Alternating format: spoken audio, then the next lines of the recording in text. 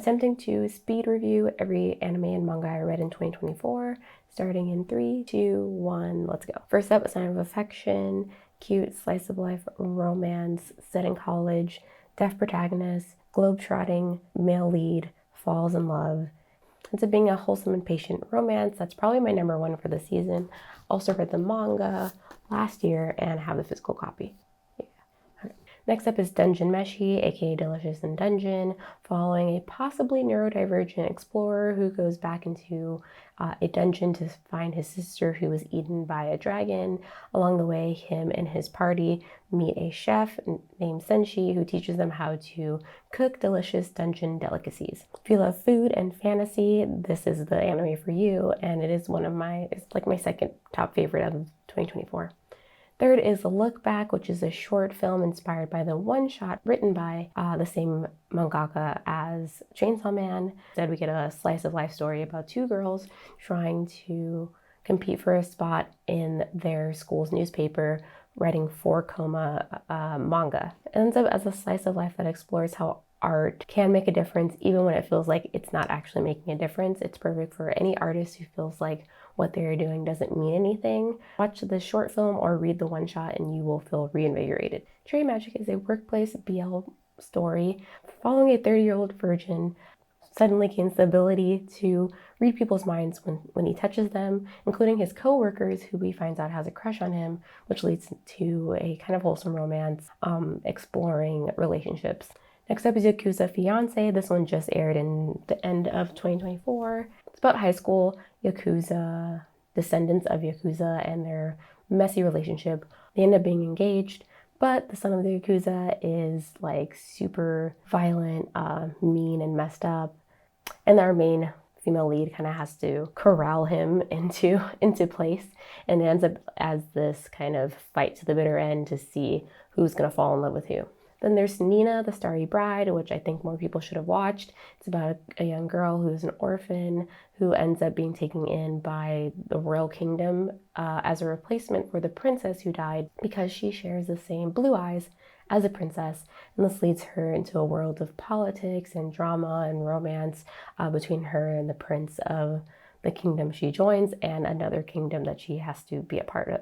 Great show. Character is fantastic. She is the highlight of the series, and I think more people should watch it if you like fantasy romance.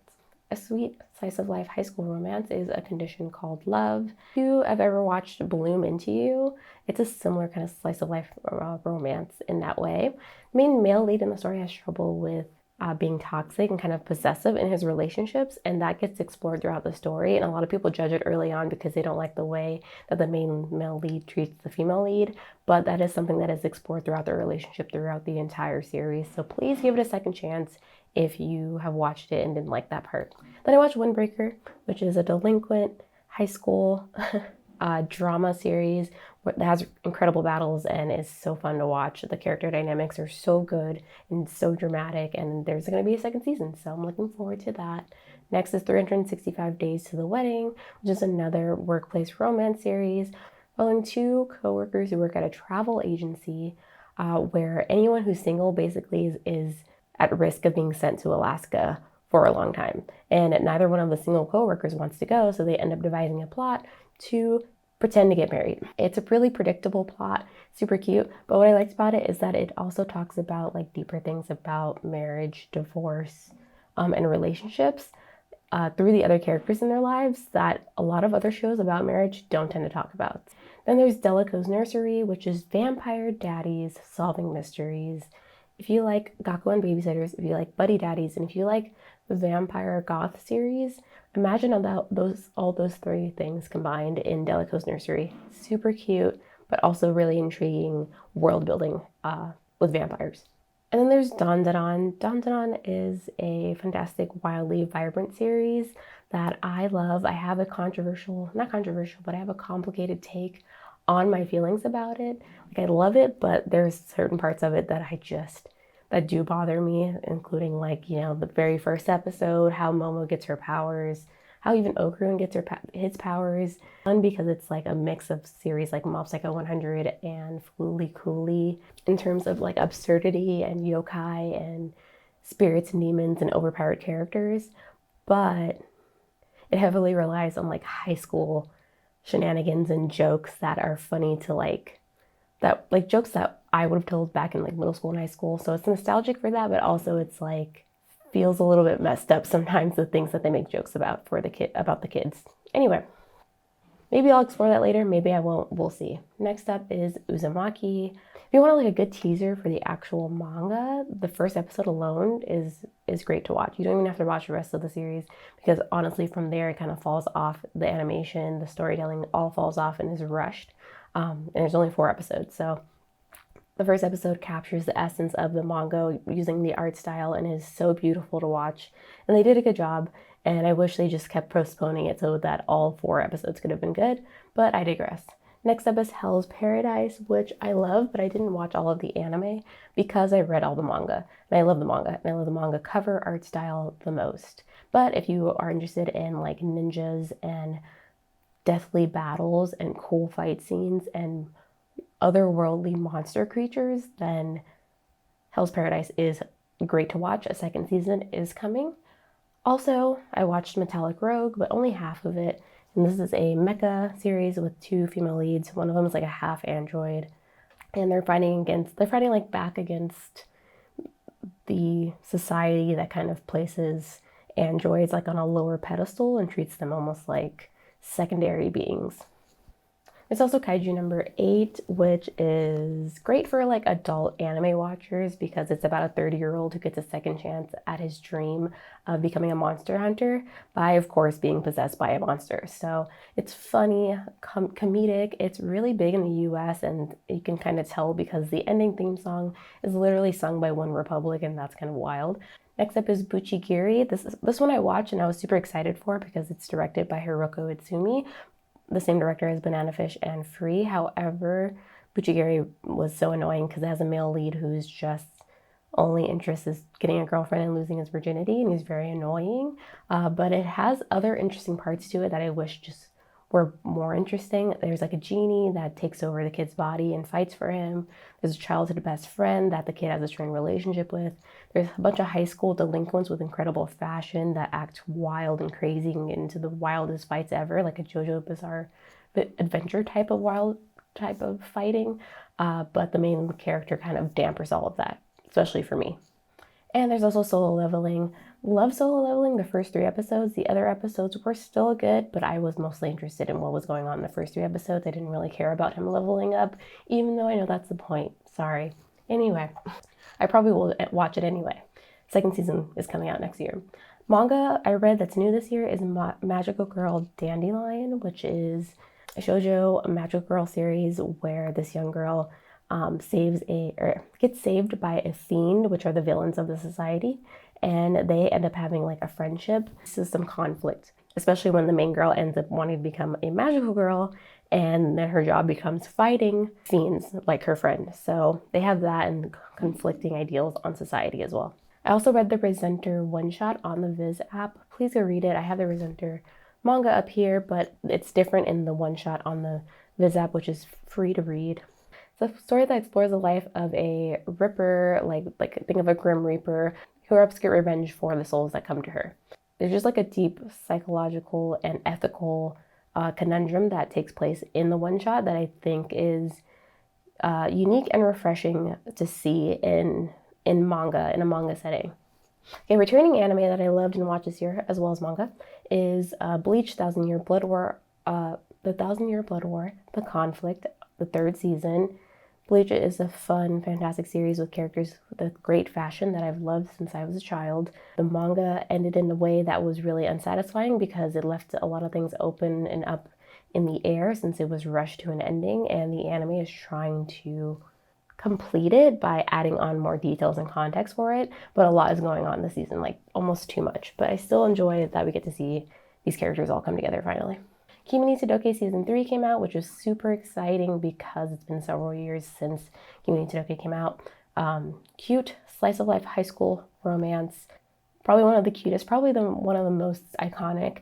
And I hope it gets a complete anime adaptation. It should have only one season left, and I hope Netflix adapts it, and we'll get this and Fruits Basket as like examples of like shoujo anime that is still popular. I hope we get more shoujo series that actually have multiple seasons. I also watched Black Butler season 4, which came back after several years of, you know, not continuing because of the manga.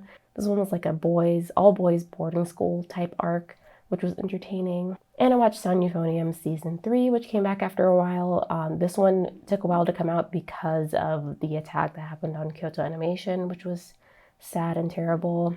I'm glad that they're continuing to make their series, but I hope that they're taking their time. And this season is beautiful, and it is on par with all the other seasons of Euphonium, which is just a cute, dramatic high school retelling of like an orchestra trying to make it to nationals.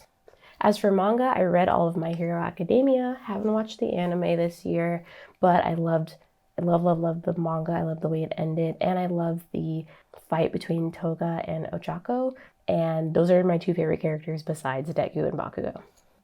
A girls' love series that I read is The Guy She Was Interested In Wasn't a Guy at All, which is just this vibrant green manga set in high school where this girl who loves music ends up finding this guy she thinks also loves music and who works in a music shop, but she ends up finding out that the guy is actually her classmate who is a girl. Then there's Full Night, which I really want to make a video on. It's Full Night, not Full Night, sorry, which is a dystopian manga about the world being so polluted that it blocks out the sun, and so plants can't grow. So instead of growing plants, they turn people into plants so that society can be maintained. It's so dark and twisted and incredible, and I love it to pieces.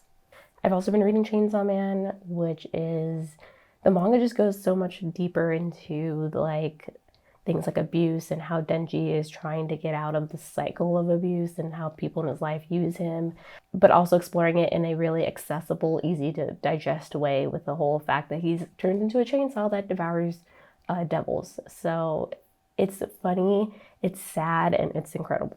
And then just for fun, I've been reading Gokurakugai, which is a fun, kind of dark, but incredibly drawn manga in Shonen Jump. Really, I'm only reading it for Tao because she's gorgeous. Look at her, incredible. But the story is actually really good as well. And then anime and manga that's new to me, but it has been out for a while, are Natsume's Book of Friends. There's also Emma, which is a Victorian. It's historical and it kind of feels like a Jane Austen novel. I watched the Yokohama Kadaishikiko OVA. I talked about it in my Iyashike video, and I watched Link Click, which I made a whole video about as well. The third season has already started. Time traveling boys, Chinese animation, incredible. Manga that I've read is also A Condition Called Love. My Broken Mariko, which is just a sad, emotional story about someone taking their own life and then a friend of that person coping with it. I've also read A Side Character's Love Story, which is like a seinen slice of life romance between these two college kids who work at a grocery store and end up falling in love with one another. I read Mars, which is an older 90s shoujo manga that has incredible art style. The eyes are beautiful, and the main character reminds me of Ash from Banana Fish. And I've read Sweat and Soap, well, the first volume of Sweat and Soap, which is an ecchi workplace romance series where the guy falls in love with this girl who like sweats a lot and thinks she smells, but the guy actually likes the way she smells. So it's cute, it's a little steamy, and I love it. There's also another slice of life high school romance called In the Clear Moonlit Dusk, where these two characters who are kind of, the main female lead is like kind of mask presenting, but also androgynous, and it's called The Prince at school. Then there's a boy who's also kind of mask androgynous, and it's also called The Prince, and they end up falling in love with one another. So that's cute. Ikoku Nikki is a manga that I've been obsessed with recently. It's just a patient story about handling grief and death and trying to reconnect with your family. And another GL series I read is The Moon on a Rainy Night, which has a hard of hearing female lead, and the two girls they're both play piano and fall in love with one another. And that one's getting an anime adaptation in 2025. And one of the last manga that I read this year that kind of doesn't really go with anything that I was talking about before, but I was interested in because people kept talking about it, is Goodnight Poon Poon. I read quite a lot of it, but I did not finish it because it is a story that handles uncomfortable topics which I think is fine because just like Chainsaw Man, we need stories that handle uncomfortable topics about bad things like assault and things that happen to young adults and boys and things like that. I think at a certain point in the manga, it tries to handle those topics less with care and more with more by using shock value instead. And that made me not want to read it anymore because it's just like, I felt like they didn't have anything to say about what bad things were happening to the characters in the story. And they were just kind of exploiting the bad things that were happening in the story to make it seem interesting. And I don't like when stories do that. I have to make a video on that at some point because it's a complicated, weird topic in anime that, like, absurd anime in particular, anime manga, kind of rides the line between. Like, I think Chainsaw Man does it well, but Goodnight Poon Poon doesn't. And that's what I gotta kind of explore. Brand new anime I'm gonna just say real quick that's coming out next year that I'm looking forward to. Hat Atelier, The Moon on a Rainy Night, Witch Watch, Honey Lemon Soda, which is a shoujo series. Please go watch it. The Colors Within, which is a movie by Naoko Yamada, who also directed A Silent Voice and Liz and the Bluebird. There's also The Dinner Table Detective that looks good. Lazarus, which is a Shinichiro Watanabe work. He's a director who made Cowboy Bebop and Samurai Champloo and Carol and Tuesday and all that. This high school romance called Ganbare Nakamura-kun. And then returning anime I can't wait for is Apothecary Diaries Season 2. I can't wait for Mao Mao to return. My Happy Marriage Season 2. I want Mio to be, happy again, so I want to see her being happy and more about her powers and stuff.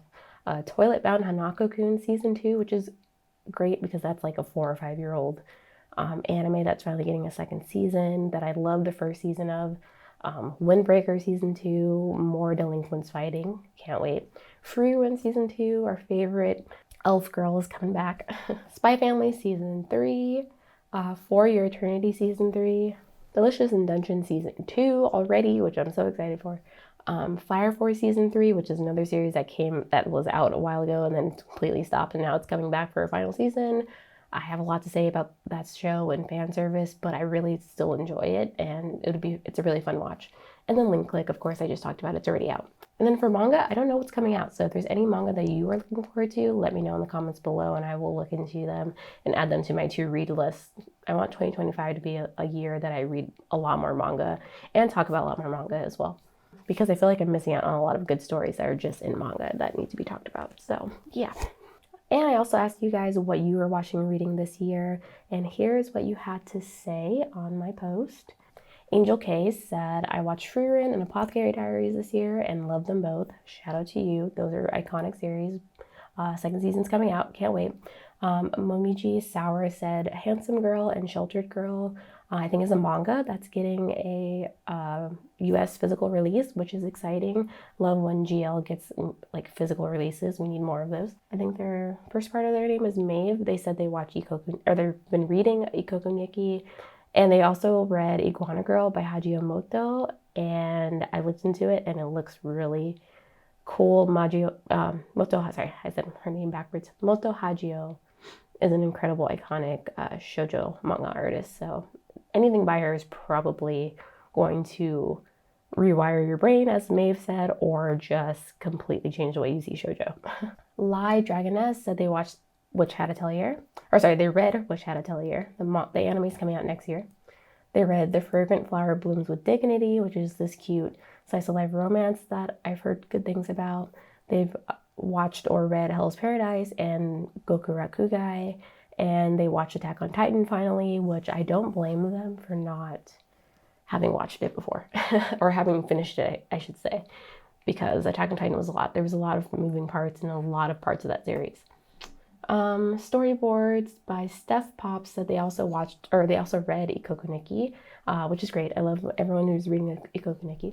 Shout out again to Colleen's Manga X and Lines in Motion, Danny from Lines in Motion for like that recommendation for me. That's the only reason I found that series. So fantastic. This person also said they watched Aquatope on the White Sand, which is like a couple years old anime that I've actually seen the first 2 episodes of, and I love. It's about these girls who work at an aquarium, and it's so pretty. Katarina Kleiss, 96, says they're excited for My Happy Marriage Season 2. So am I. Step Aside Biatch, which I love their name, said they watched Dungeon Meshi, Frieren, How to Be Ordinary, and Orb, the Movements of the Earth, which I have been meaning to watch. It feels like a mix of Vinland Saga, but more scientifical, maybe like a Dr. Stone. But it's like based on historical events, so I don't know. It looks cool though, it looks beautiful. It's Katrissa, so they watched Apothecary Diaries, read the manga, and watched the anime. Great. Frieren, they watched the anime but haven't read the manga yet. I haven't either. I've watched the anime and haven't read the manga. They've also read Fruits Basket, which was new to them, which is awesome. They watched the new season of Kimi no Todoke and A Sign of Affection, manga and anime, like me. Yay. This person, Third Strike Stan, said they watched, they read Slam Dunk Manga, which is like an iconic sports manga and one I need to read. And you really need to get back into sports anime manga. A Bomb Twin said they watched JoJo's Bizarre Adventure and said it was awesome and unapologetically whimsical. I've been meaning to get into JoJo's. I really want to. I keep putting it off. I really need to watch it though. Okay, this next user said they watched Natsumi's Book of Friends, yay, Apothecary Diaries, Yatagarasu, which I looked up and is a new anime this year that looks really interesting. It's something about like a person who turns into a crow and belonging to a master or something. I don't know, it looks really cool and you can check it out. A Sign of Affection and Tonari no Yokai-san, which also looks like a wholesome Iyashike story about yokai, which is slowly becoming my favorite, especially after Natsumi's Book of Friends. Lady Scone said they watched or read Hajime no Ippo. They also read Tonari no Yokai-san and Too Many Losing Heroines, and they liked them all. Hajime no Ippo is cool though. It's like one of the first boxing manga, and it's really popular, and it's like old school battle action shonen, so that's awesome. Becky Burdish said they watched Senpai is Otokonoko and Dandadan. Lady Gray said they watched Acro Trip, which I also started watching 2 episodes of. It's a magical girl anime series that's like funny and silly. There's also Gaming Angel Otaku who said they watched One Punch Man. They rewatched Card Captor Sakura. They watched Demon Lord Retry and Overlord, and they said it's been a troubling year for them, so I hope that a little bit of anime manga escapism has helped them through that. This person's reading a lot of manga that I had to look up. The Art of Nina said they watched Lycoris Recoil for the first time, which is this action series. It's an original series that came out a little while ago. It's a cool anime. It's fun to watch, and the characters are fun. The next person said they watched Yakuza Fiance. They said the manga is also great, which I want to read now.